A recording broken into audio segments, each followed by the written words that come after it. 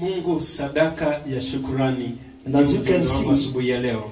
Today is the first Sunday of the month of November. Leo ni siku ama Jumapili ya kwanza ya mwezi wa Novemba. And every first Sunday of the month we return with our thanks offering. Na kila siku ya kwanza ya Jumapili ya mwezi huwa tunarudi na sadaka ya shukrani. We come to honor God with our thanksgiving offering. Tunakuja kumshukuru Mungu na sadaka ya shukrani. And some of you may not understand why we do it as a routine. Wengine wenu hatuelewi ni kwa nini tunafanya kama kawaida. But I want to help you understand the reason or the purpose behind making a special service specifically for thanksgiving to God. Nataka nikusaidie uelewe ya kwamba ni kwa nini huwa tunafanya sadaka ya shukrani kuwa ni ya lazima kwa kanisa hili. Psalms chapter number 95 verse number 2. Zaburi 95 mstari wa 2. If you get there, please you say amen. Ukifika pale tafadhali sema amen. Bible scholars, get there very fast. If you have the Gideon's Bible, it still has Psalms. Please, you are favored by God to have Psalms in that your Gideon's Bible. Wale wa Biblia ambazo ama wale wasomi wa Biblia tafadhali fika hapo haraka. Ile ingine ulisahau. Tutaendelea tu. Psalms 95 verse number 2. Zaburi 95 mstari wa 2. Let us come before his presence with thanksgiving. Tuje mbele zake kwa shukrani. And make a joyful noise unto him with psalms. Tumfanyie shangwe kwa zaburi. Psalms 95 verse number 2. Zaburi 95 mstari wa 2. Therefore let us go before him with thanksgiving. Hivyo kuja mbele zake na shukrani. And make a joyful noise unto him with song. Na tufanye shangwe za kelele na kwake shangwe za kelele.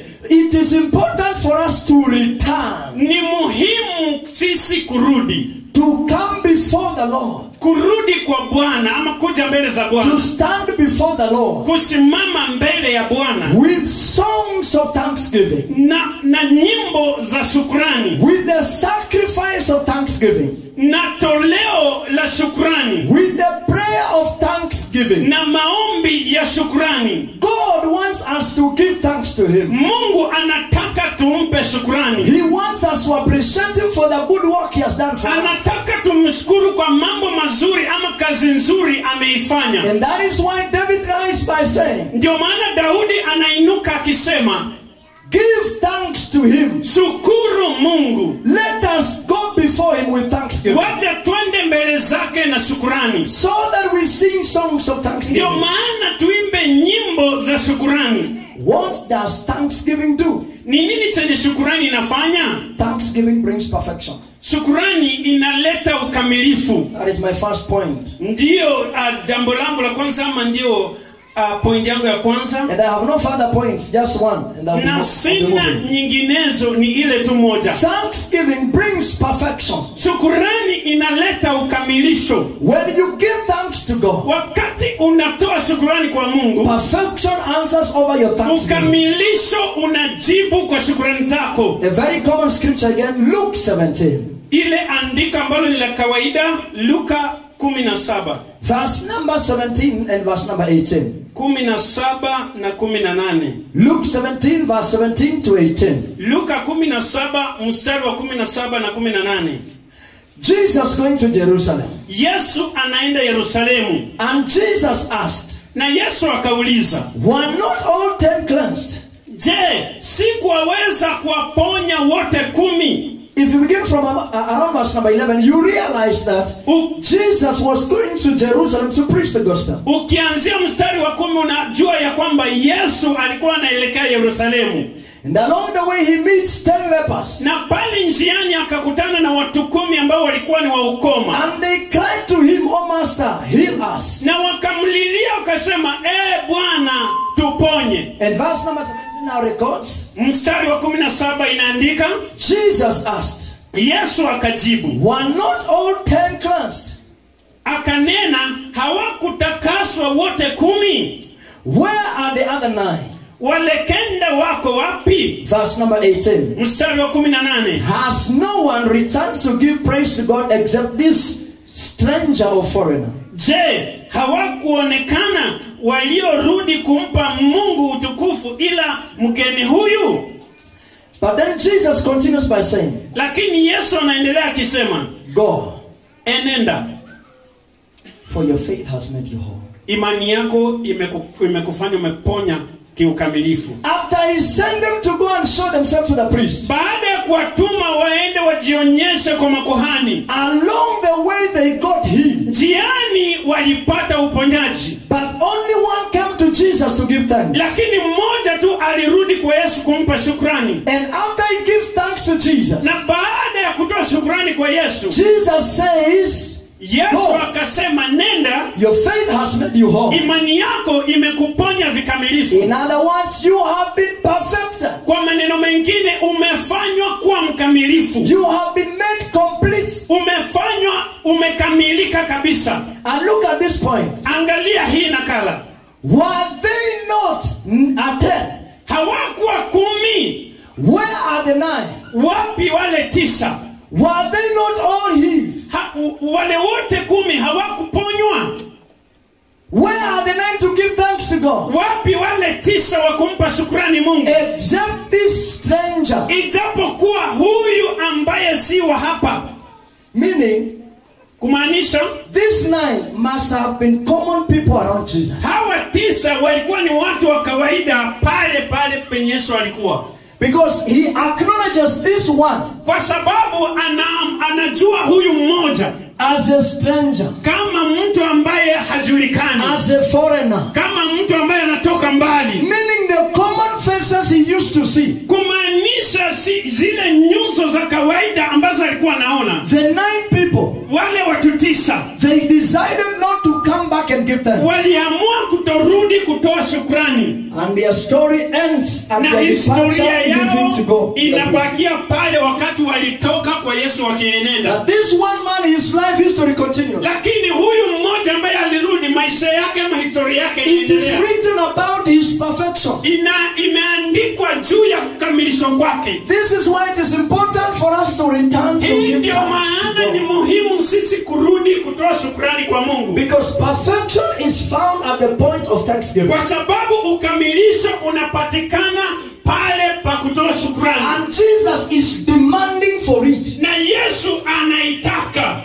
He wants that thanksgiving. Anataka ile shukrani. God wants us to give him that thanks. Mungu anataka tumshukuru. This is why Jesus says, where are the 9? Ndio maana Yesu anauliza, wapi wale 9? So God wants us to give thanks to him. Sasa Mungu anataka tutoe shukrani kwake. It is not anything we can take for granted. Sio ni kitu tunaweza chukulia kawaida. Let us come before him with thanksgiving. Wacha turejee kwake na shukrani. And where are the 9? Na wapi wale 9? He's demanding the 9 should come and give thanks. Anawataka wale 9 waje watoe shukrani. Geukia jirani yako mwambie, Mungu anakudai umshukuru wewe. Turn to your neighbor and tell your neighbor, the God is demanding you to come and give thanks. He's asking, where are you? Anauliza, Mungu wapi? Yani hata kama kuna ibada ufai kukosa katika maisha yako, ni ibada ya shukrani. Yes.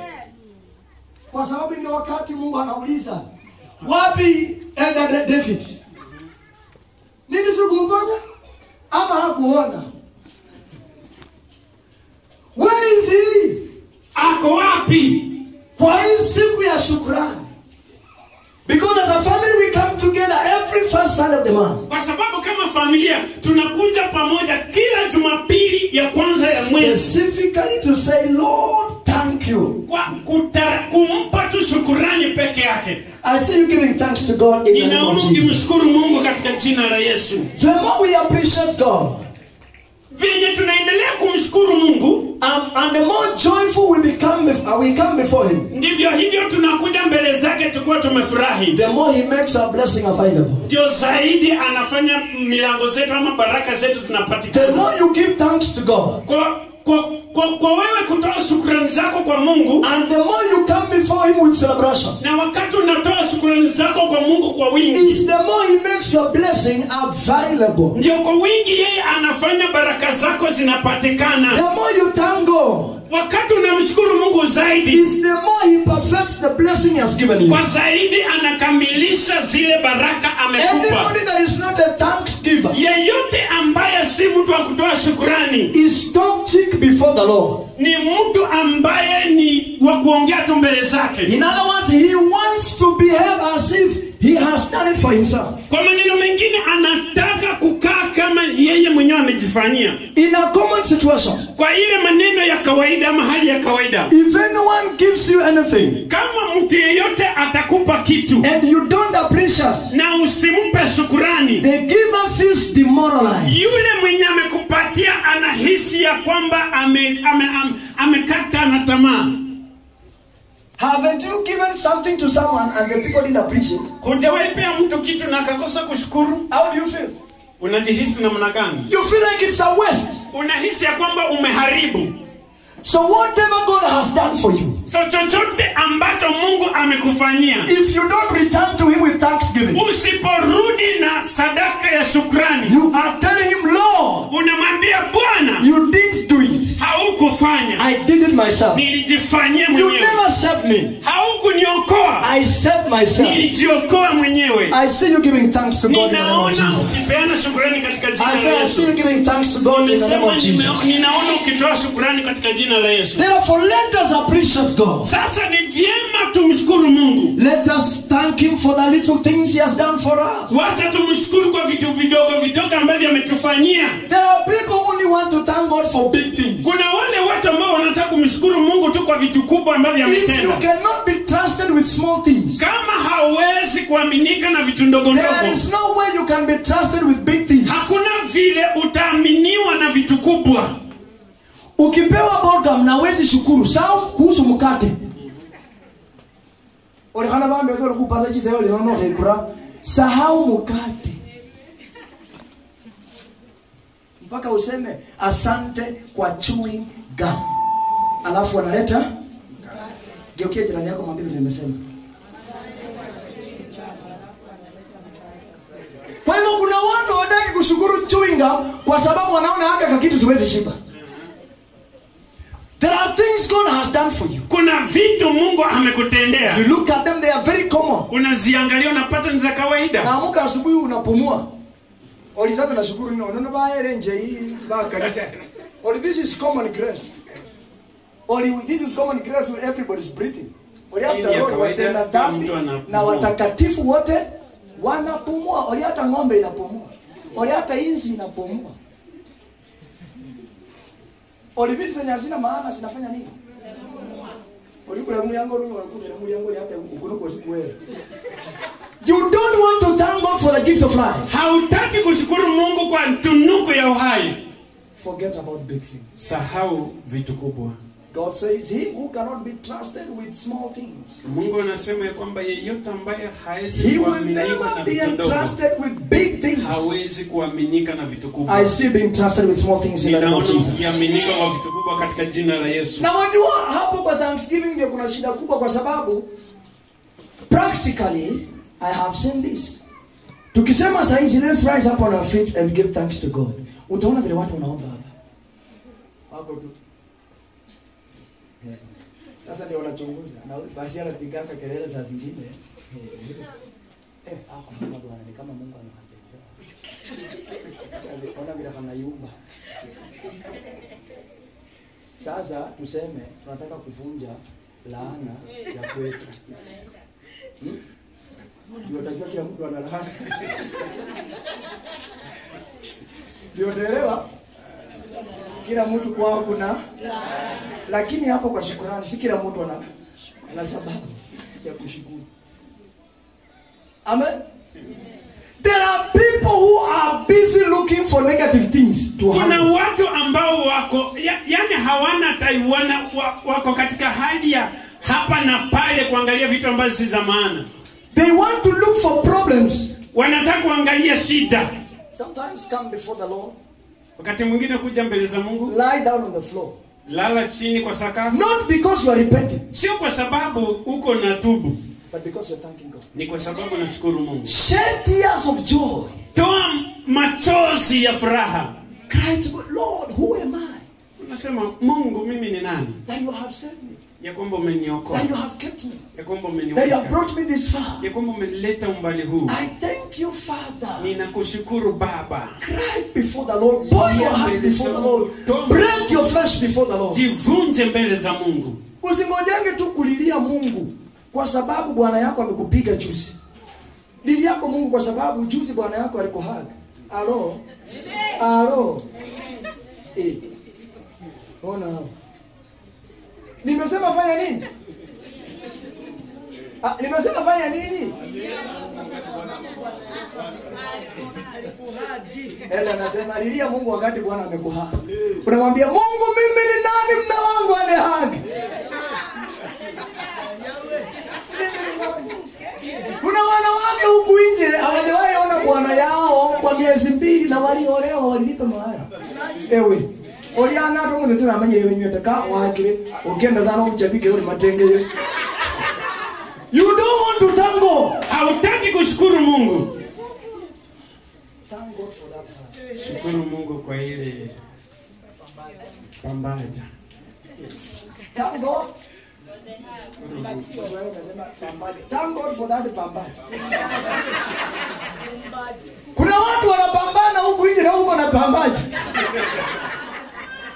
Shukuru Mungu kwa hiyo pambaja. Glory be to God. Sometimes even when your wife stands there for you as a man to kiss her, thank God. Kuna wanaume huku nje ndugu, tusiongea karibu na huyo dada. Na alioa lakini akisongea dada his own wife. Nipe nafasi kupumua.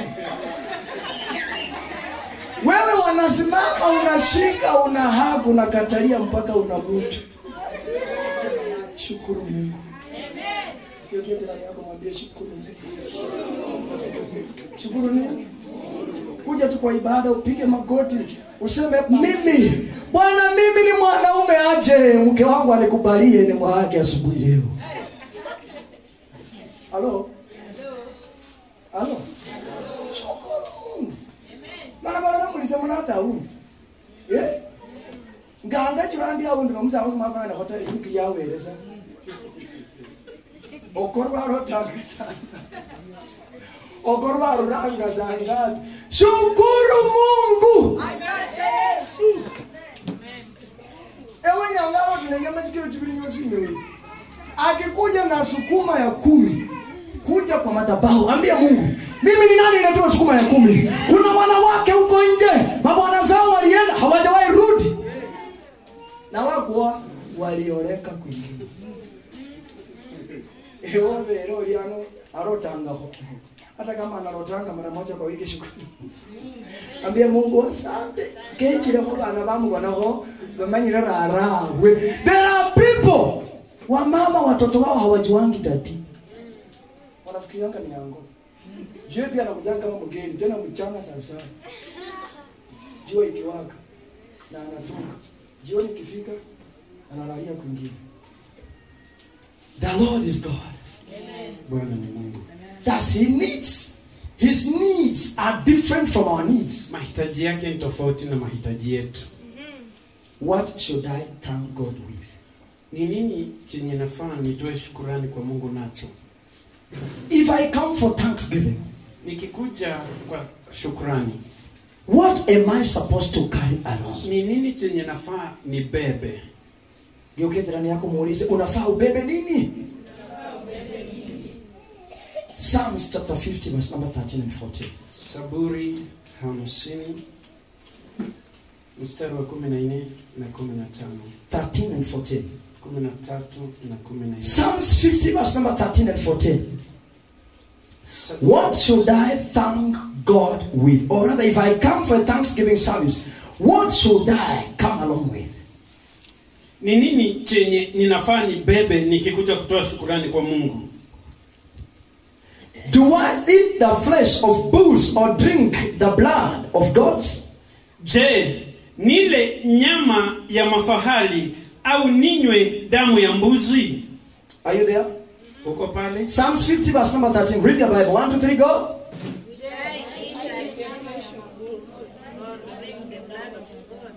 Soma kama mtu alienda kwa shule maana alienda. Okay, 1, 2, 3, go. Will I eat the flesh of the bulls or drink the blood of the goats? Do I eat the flesh of bulls or drink the blood of goats? Ninakula nyama ya ng'ombe ama ninywe damu ya mbuzi? Verse number 14. Mstari wa 14. Sacrifice thank offerings to God. Mtolee Mungu dhabihu za shukrani. Fulfill your vows to the Most High. Mtimizie aliye juu nadhiri zako. God does not. Mungu hataki. Does not want to drink the blood of goats. Mungu hataki kunywa damu ya mbuzi. He does not eat the flesh of bulls. Hahitaji kula nyama ya fahali. He eats thanksgiving. Anakula sadaka ya shukrani. When you open up your mouth, wakati unafungua kinywa chako, and tell God, Father, thank you, na uambie Mungu, Baba, asante, that is food enough to God. Hiyo ni chakula cha kutosha kwa Mungu. Can I see somebody saying thank you, Lord? Isikie mtu akisema asante Bwana. And you know you're supposed to thank God all the time. Na unajua unafaa kumshukuru Mungu kila wakati. Ukiwa umekaa hivi unasema thank you Jesus. When you sit, you tell God thank you. Thank you Lord. Asante. Every minute, thank you Father. Kila wakati asante Mungu. Thank you Lord. Asante Bwana. You satisfy God with his meal. Unashibisha Mungu na chakula chake. You make his belly full of food. Unafanya tumbo yake ishibe na chakula. Ask yourself, when last did you thank God? Jiulize, ni mwisho lini ulishukuru Mungu? Some of you thank God the month of August because that is when you were here, when you were doing Thanksgiving. Wengine wetu tulimshukuru Mungu mwezi wa 8. Na hiyo ndio wakati ulikuwa hapa, wakati ulikuwa na these other services you have been away. Hizi shirika zingine umekuanga mbali. Give God a meal. Patia Mungu chakula. And the meal that God receives is the meal of thanksgiving. Na chakula ambacho Mungu anapokea ni chakula cha sadaka. Your prayer of thanksgiving is food enough to God. Maombi yako ya shukrani ni chakula cha kutosha kwa Mungu. He eats your thanksgiving. Anakula shukrani zako. He gets satisfied with your thanksgiving. Anashiba na shukrani zako. So when you come for a thanksgiving service, wakati unakuja katika mkutano wa shukrani, open your mouth wide and fill it with statements of thanksgiving. Panua mdomo wako na ujaze na maneno ya shukrani. Don't stand in the service when people are be saying, thank you Lord, you have kept us, you have preserved us throughout the month of October. We thank you Father. We are in November. Wewe umesimama tu hapo. You are not thanking God. You are denying God the meal that he wants to eat. Unamnyima Mungu chakula ambacho anafaa ale. And he's the God of all hosts. Everything is his. Na ni Mungu wa kila kitu kwa sababu kila kitu ni chake. If you deny him thanksgiving, ukimnyima shukrani, you deny him the food that he's supposed to eat. Unamnyima chakula ambacho anafaa. What if he decides to deny you the benefits that he's supposed to eat? Akiamua kukunyima yale mazuri ambayo anakupa. So number one, what you should carry within yourself as you come is the attitude of thanksgiving. Ya kwanza, kila ambacho nafaa ubebe wakati unakuja kanisani kwa ibada ya shukrani ni ile moyo ama ile hali ya kushukuru Mungu. Carry the attitude of thanksgiving. Beba ile ari ya kushukuru Mungu. Carry the desire of thanksgiving. Beba ile tamaa ya kushukuru Mungu. Be full of thanks, be grateful. Jazwa ama kuwa mkuu wa sadaka ya shukrani. Let your heart be full of gratitude. Wacha na moyo wako ujae na ile haja ya shukrani. Come with a cry of thanksgiving. Kuja na malilio yako ya sadaka ya shukrani. With a shout of thanksgiving. Na sauti ya shukrani. Yani wakati ikifika shukrani, there should be a lot of noise. Let's come before the Lord with thanksgiving, with the sacrifice of thanksgiving, with joyful noise. Na ile kelele ya furaha. Ibada ya thanksgiving kama hii ndio unafaa ukuwe na vuvuzela. Geuke jirani yako mwambie vuvuzela. Sasa inajifanya mjivuvuzela. Na juzi nimekuona hapo Ruto akiwa hapo wakaweza mbandu hapo nilikuona. Wewe nilikuona ulikuwa hapo kwa nini? Sasa unajifanya mjivuvuzela. Kuja na vuvuzela, kuja na filimbi, geuke jirani mwambie zichiriba. Sasa mnajifanya mjizo vitu. Wacha ningoje mwezi wa 8. Kuna watu mnapoteaga tu kwa ibada mwezi wa 8. Mchako minya na vichiriba nende vuvuzela. Wacha mwezi wa 8 ifike nianza kuchunguza. Na kama una dhambi mazewe nyuma risafu. Ndakupata huko. Nende hombisa ule kwa tu. Nende fufusera. Nende sichira. Oh minya. Wicha no ipasa kwa vile ni kesho umaidi. Kwa sauti yangu imepatia pasta tulikuwa na mkesha nyumbani kidogo. Kana wabero minya mwana wasengeo. If I catch you, nikikupata you go run. Tatoka ukikimbia. Therefore, when we come together for a Thanksgiving service, Sasa wakati tunakuja mbele za Mungu, wakati tunakuja kwa sadaka come with a shukrani, joyful heart. kuja na moyo wa Na shukrani. kuna watu time kama hiyo unawaona wamesimama kwa ibada, ukipiga filimbi ati unaona ewe kuyoka, you don't know what to do. You don't know? Haujui. Wewe beba vuvuzela yako, bandika kwa mdomo, angalisha juu. Jirani akisikia unampigia kelele, asimame nje kidogo. Ukimaliza alafu ama ahamie mahali kuna jirani mwenzake wa hiyo tabia. Juu kuna watu watatuongea aje. Wakisema piga kelele, ali wapi shangwe na vigelegele kwa Yesu? Jamani vigelegele kwa Yesu. Walisa mno. Yaani ni wangwana waliokoka wakatakasika mpaka sauti yao inaungwana uokovu. Yeye jirani yako mwambie saa zingine kwako na vurugu. Mwambie saa zingine kwako na vurugu. Searching onanya hosa to the glory of God. Zingine unasumbua kwa utukufu kwa Mungu. Mungu. Unasumbua kwa utukufu wa Mungu. Wanasema ni masaa ya kuchezea Mungu. Ambia jirani yako songa kidogo. Alafu unafanya nini? Unaamua hivi. You dance to the Lord. You're not dancing to a man. You're dancing to God. Hii ungwana tu watu wanachezea Mungu yao Yesu. Abodi kupare tu macho wenye zopende. Na muri mkanisa.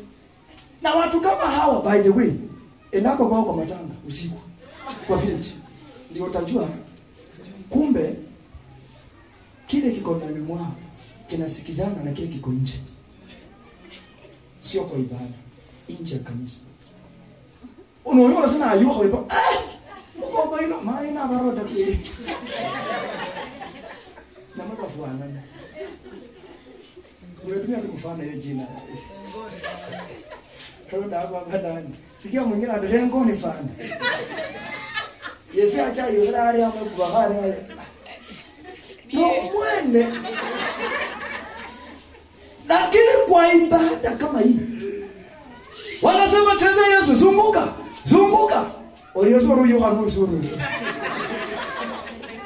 so Yohana parayota oyuka sana usuru olimye bakomera zao ndo mara batira wasana no bara yusianga. You should celebrate God. Sherekea Mungu. When they say dance to God, Wakati wanasema chezea Mungu, dance like you're dancing for the last time. cheza kama mwenye anacheza mara ya mwisho. Nashukuru Mungu kwa sababu hapo kwa mkesha watu waliamua. Na nimegundua kitu moja. Kuna watu yani wako tu free. Bora jua iende chini. Giza ipatika. Bora giza ikuje. Wako very free. Wanaongea, wanapiga kelele, wanaruka, wanacheza. Lakini jua ikiwaka hivi. Ruka Yesu. Benas. Lakini kwa giza mke basunoko wana mechanga Masai na Mungu kusudi. Ninaona maneno hapo kwa kesho. Nimeyaona. Hata wale na wananga tu hapa kuchanga sana. Kile siku niliona watu. There are people who do not want to be free before the Lord during the day. Kuna watu hawataki kuwa huru mbele za Mungu wakati wa mchana. Nilikuwa nafikiria tabia yao, kumbe hapana. Kumbe wanatafuta na mtu kama huyo chunga. Kuna kadamu fulani. Chembe za kukimbia usiku. Mtu kama huyo. Kuna chembe za damu za kukimbia usiku. Ndio maana giza tu likianza na anakuwa activated. Ngabusha saburi. Kikucha tu anatulia. Anatulia. Giza tu kianza kuingia tu hivi. Alert. Alisange sola ndera ha Petri ha emukopa ha. Ngakuma mukubalo kaza kore. Ngabona hakise charge. Ngenyanga na ikwasere. Na ha charge ni hasima. That is how they are. But I pray for such like people that God will give them the confidence. Naombea watu sambuliwe kwamba Mungu awape ile ujasiri. That God may deliver them and redeem them. Mungu akaweze kuwakomboa na kuwatoa kule. Hizo mbio za usiku wakuja wakimbia tu hata mchana. Amen. Huko tu kwa ibada. Kiongozi wa ibada hapa kare mwanzo mwenye kwa ambira za mbio. Akati mano kule no kebenje bandi ano bosiba yuha. Ewe mena za mbio. Kiongozi jirani yako mwambie ukijaribu hiyo siku nyingine. Utaenda usimame nje. As a family, we believe in thanking God. Kama familia tunaamini kukumshukuru Mungu. I said number 1, come with a heart of gratitude. Nilisema nambari 1, kuja na ile ari ama ile tamaa ya kumshukuru. Number 2, come with a sacrifice of thanksgiving. Kuja na sadaka ya shukrani. Ya dhabihu. Kuja na sadaka ya dhabihu. Ya shukrani. Ya shukrani. So correct your statement. Kuja na sadaka ya dhabihu ya shukrani. Mpigie makofi mazuri. Sing a big job. Come with your sacrifice of thanksgiving. Kuja na sadaka ya dhabihu ya shukrani. For what God has done for you. Kwa kile Mungu amekutendea. Bwana Yesu asifiwe. Maybe last month, for example, October was your birthday. Ingawa mwezi uliopita. Labda mwezi uliopita was your birthday. Ilikuwa ni siku yako ya kuzaliwa. The first Sunday of November. Ile Jumapili ya kwanza ya mwezi wa 11. You return with a sacrifice of thanksgiving. Unakuja na sadaka ya dhabihu ya shukrani.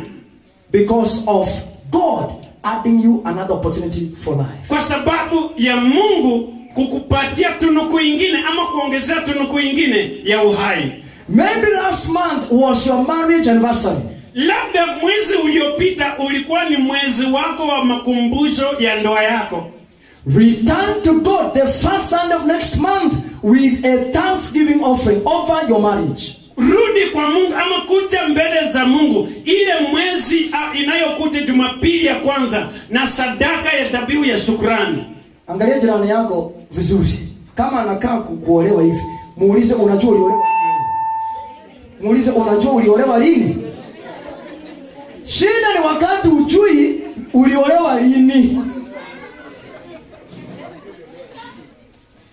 Ulisema uliolewa na ujui. Uliolewa lini? Tarehe ni gani? Mwezi ni gani? Kuna watu wajinasi wako hapa. Kuna watu walioa lini. Hata sikabakone mpaka huko beta. Yes, kama za munju. Ilikuwa tu kwa nyumba.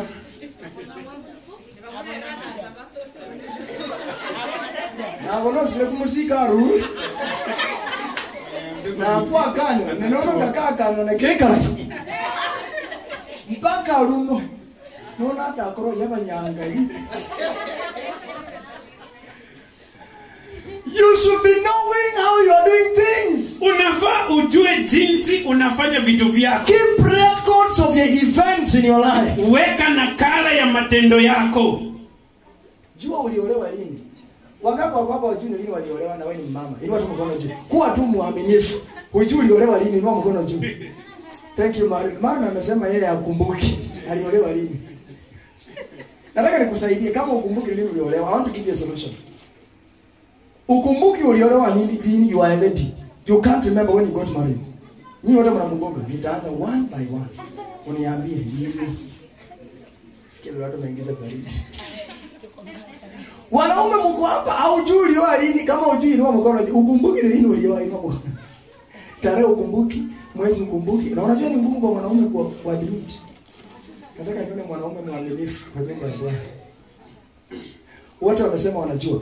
If you do not know, kama hujui, set a date apart.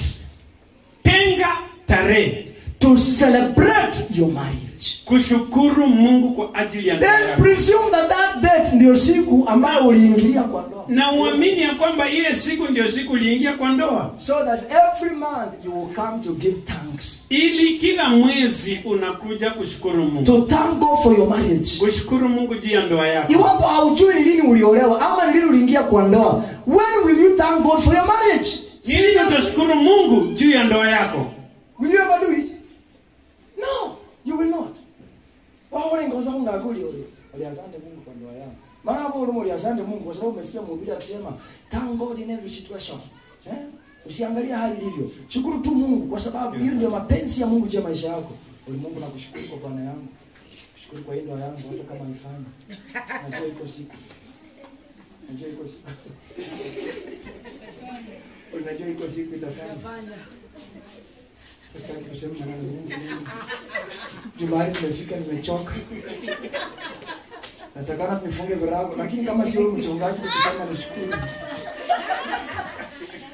Wacha tu niendelee mko wengine. Lakini tamanio la moyo wangu ni kuacha huyo jamaa.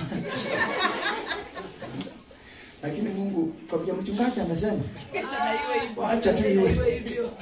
Chaikuwe tu iko amesema. Nishukuru lakini nimeamua nikirudi na asibadilike. Ni kufunga. Sasa ushaambia Mungu kile unakufanya. Kwa nini wewe unashinda hapa ati Mungu? Ati nashukuru ati kweli. Kama umeamua kuenda wewe funga tu enda. Sio kupoteza muda hapa. Ati vile mchungaji amesema tu Mungu hivyo na iwe tu hivyo. Hata mimi mwenyewe sijui nitafanyaje lakini if you do not know when you got married, you will never seriously and effectively thank God. Kama hujui ni lini ulioleka, hautakuwa na ile uhalisia ama ile kukuwa na tamaa ya kushukuru Mungu. As a woman sometimes initiate a thanksgiving meeting with your family, you, your husband, your children. Mshukuru tu Mungu na mwambie Mungu asante kwa ndoa yetu. I don't teach what I don't do. Mimi yangu anniversary yangu ikifika, I may not go on the very day, but around that season I take my wife and my children out. Naenda nakaa mahali. Hiyo siku simu yangu iko dunga. Ukipiga sorry. Naenda tunakaa mahali Mlimani Gardens huko Mawe. Tuna renew contract. Yaani nakaa naangalia kwa hiyo nasema hallelujah. Are you hearing me? Yes. And that is what keeps our marriages to work. Na hiyo ndio inafanya ndoa yao inafanya. We sit down last was this year. This year I took my wife somewhere with my children. Tukaenda tukakaa mahali, tukatulia na nikaambia mwenye anatushughulikia tuchomee nyama kilo utuletee. Alafu nikamwambia leta kwanza soda tukingoja nyama kilo. Tulikuwa watu wangapi? Mimi mama na wana no ande nyama ile kilo hivi. Ya besi zime mayo kule khota. Kilo simebusu. Na soda. Alafu mama akauliza hii soda ni ngapi? Akamwambia 150. Na unajua ni 300 ml. 150. Mama akaniambia tungekaa tu hapo kwa miti hapo nje kwa bomba. 150 na 1.5. Na tunakunywa tu soda vizuri. Tunashiba. Na tunaendelea na kukaa hapo kwa mlango. Nikamwambia being away from home is what I needed. Away from home is the only thing I needed. Because she's the same wife. These are the same babies. But I just need an environment away from home. Wale watoto tu anataka mazingira tofauti na nyumbani. Na tunakula nyama. Tunakunywa soda. Tunakula ugali. Nikauliza Wanda unataka nini? Akasema nataka chips. Kaambia ule jamaa leta chips. Viazi hapa gorogoro ni 50. Tunajua tu. Mafuta haifiki 50 na choma tu ya viazi tunakula kwa nyumba. Tunataka kuchoma. Kila siku kawa ndio utaelewa imani. Kuchomea kabla unichomea. Alafu we have gone out to spend over 2,000 shillings. Wameenda nje ili kutumia zaidi ya shilingi 2,000. If you do not remember when, how will you take out your family and enjoy and celebrate? Kama huwezi kumbuka ni lini Je, ni vipi utachukua familia yako? Dada yangu, unajua unasema bwana yako hana pesa, kazi anafanya ina mshahara ni kidogo, lakini kila siku anakuachianga ka 20 50 unacheza mkanda. Neba kuchukira lero hakulira mayiwo bisale ngota. Wale wana lero ila kusamuza hulinje ali na mesa mbe. Wacha kupelekanga ati hii mwaka nataka ninunulie mama sofa set.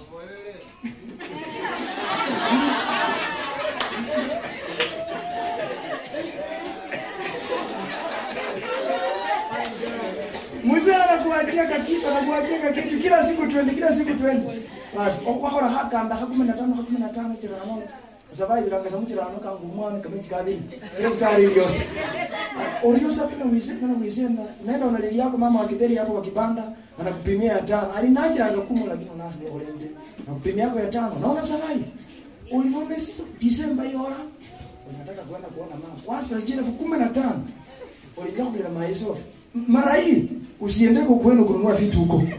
Tumeelewana? Peleka mzee au tumwambie sweetheart. Najua namuitanga baba John, badilisha. Umwambie sweetheart, leo nataka we go out and celebrate. Anakuza sasa ndio amesema na relax. Ile kidogo unanipatianga, mama tunajua kujipanga. Nimecheza mganda ameniletea.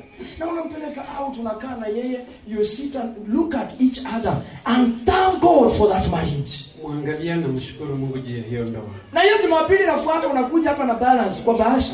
Unasema Mungu, nataka nikushukuru kwa sababu ya ndoa yangu. Mara hii usinunue sofa set, mara hii ulete sadaka ya shukrani. Uone kama hiyo ndoa itasumbua vile imesumbuana miaka mingine. It will not disturb, it will not bother you. There will be peace in that home. Kutakuwa na amani kwa ile nyumba. Because God will answer your prayer. Atajibu maombi yako. Bwana asifiwe. Maybe last month was a birthday for your child, for your son or your daughter. Labda mwezi uliopita ilikuwa ni siku ya kuzaliwa ya mtoto wako. Hakikisha kwamba unakuja na sadaka ya shukrani the following month, the first Sunday of next month. Or the first Sunday of the month that comes ahead. What for? So that you sacrifice to the Lord a thanks offering kwa sababu ya maisha ya mtoto wako. Amen. Kuna vitu mimi naonanga watu mnapiga picha mnaweka kwa Facebook na watoto zenu hata mna celebrate birthday. Umevalisha mtoto ka kitu kingine. Na hako ka kitu wamekanunua maelfu kadhaa. Na which sana Jumapili walianza Bwana mwana pastor mwana kwa celebrate the birthday free. Uliza jirani yako free. Ewa kulireha tuwe ya kusoka. Chiro fichibiri wapfaro mwana. Wahole birthday party. Kumuchele, pilau, chisoda, kama wale chikireti chechi pia. Chiliza witiki. Okaribisha birthday mukwe bweni. Nechipia warere nyuma. Olukunyone babasi pasa nekahacha. Kunyo.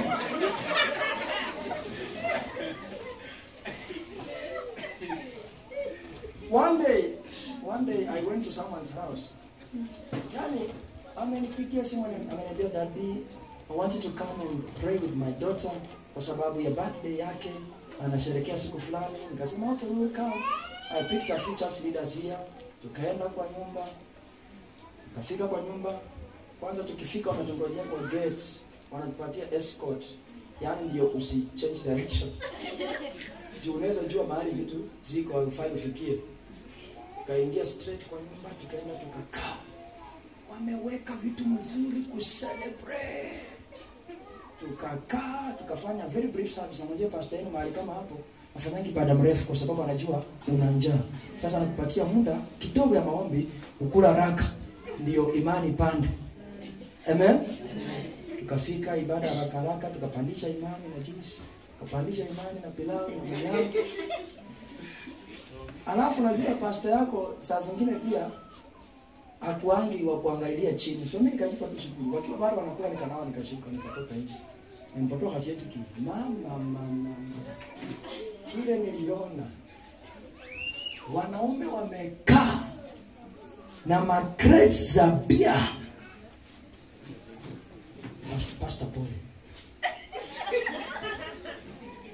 Pastor Paul. Mwenye nyumba wako kwa nyumba hajui kama niko huko nje. Kwa sababu wale wanakunywa pombe wananijua. Huyu ni pastor ya huyu jamaa. Pastor pole, wakaanza kutoka mmoja baada ya mwingine. Wakaniachia pombe. Pastor pole. Nikasema wewe kama mjioka na wewe unaweza kaniembo enyo. I went back to the house. Nikamwambia, listen to me. You have made a big mistake to bring me here to be part of this ceremony. And yet, you have your people from another kingdom participating in the same thing. Don't repeat this. Chukua habari yangu. Na viongozi nikawaambia tushapandisha imani. Lakini mimi yangu imevunjwa. Twende tu nyumbani. We left and came home. Tulitoka na tukakuja nyumbani. Let me tell you something. Acha nikwambie kitu. At the end of the day, Mwisho wa siku, hata na maombi tuliomba bure.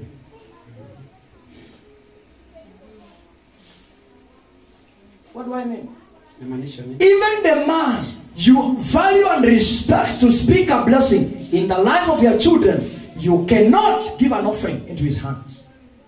But you can afford to buy beer, soda, na mapilau. That is how you kill the lives of the children. That's how you destroy them. At this G, champagne, at any ingine. Eh?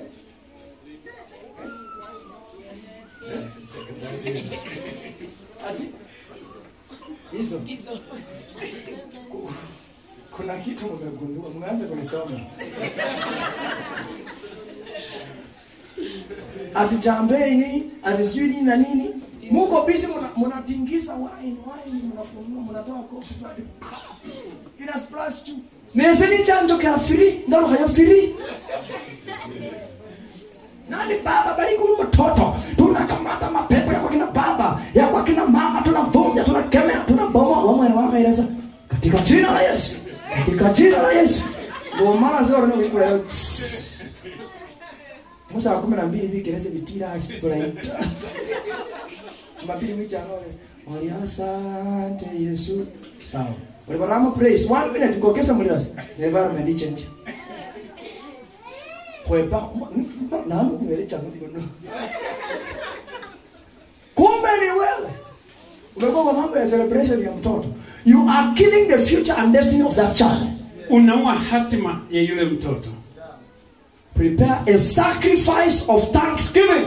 Andaa sadaka na dhabihu ya shukrani. It is even more important than that cake you're buying. Ni vizuri ama ni ya muhimu kuliko ile keki ambayo unanunua. It is more important than that popcorn. Ni ya muhimu kuliko ile popcorn unanunua. Geukia jirani mwambie inashinda hiyo sweet na biscuit hiyo.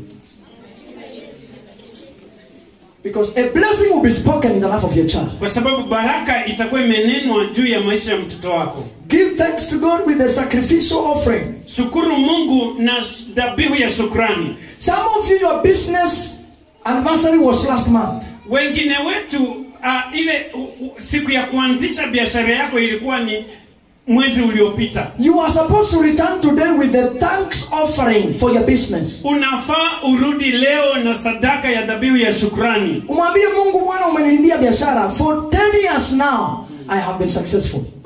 Kwa miaka 10 nimefaulu. Nilianza biashara yangu in such like a season. Yes. I want to thank you for this business. You come with your thanks and giving sacrifice. Unakuja na sadaka ya dhabihu ya shukrani. Shida ni wakati ujui ulianza lini na ulianza na ngapi. Wakikuuliza ulianza biashara ulina holo lakini yako likiachira kiroho. Ulimenanje miaka imezonga. Ulibele leo ula kulowa sio yote. Nikianza siku nimezaa huyo kuro wangu huyo. Wale walikuroke ula mwangalia. Oli 1913. Ana wale wenye kwa 2013 oli 19. Understand when. Aelewa ni lini. Ndiposa utapatia Mungu shukrani vizuri. Bwana Yesu asifiwe. Some of you last month or maybe in a certain season, it was a season for you to receive your job. Wengine wetu mwezi uliopita ama wakati fulani ulikuwa na wakati ulipokea kazi. In that season, return with the thanksgiving offering. Wakati ule unafaa urudi na sadaka ya dhabihu ya shukrani. Mwambie Mungu asante kwa kazi hii. As you drop your thanksgiving offering, wakati unatoa sadaka ya dhabihu ya thanking shukrani, God for the offer, for the job that God has given you. ushukuru Mungu kwa ajili ya kazi ambayo amekupa. Have you understood? Umeelewa? Kuna mtu anaelewa? Every first Sunday of the month, Kila Jumapili ya kwanza ya mwezi, you have a reason to thank Him. uko na sababu ya kumshukuru. It was your anniversary for your marriage, Ilikuwa ni Business makumbusho ya anniversary, ndoa yako, makumbusho ya birthday ceremony for your biashara, child, ile kusherekea siku ya Yourself, kuzaliwa ya mtoto wako, your wewe husband, mwenyewe, bwana yako or your wife. ama bibi yako. Come with a sacrifice of thanksgiving Kuja na sadaka dhabihu ya shukrani, and give it in joy, natoa kwa furaha, saying, Lord, I bring a sacrifice. ukisema Baba, ninaleta hii Rise up dhabihu. on your feet Inuka this kwa miguu zako. afternoon and open your mouth and say, God, Father, I bless your name. Inua kinywa chako. Thank you for this word of God. Asubuhi ya leo. Thank you, Father, for showing me. Asante kwa kunionyesha njia. Go ahead and appreciate God, somebody. Thank God. Thank God. Thank God. Inua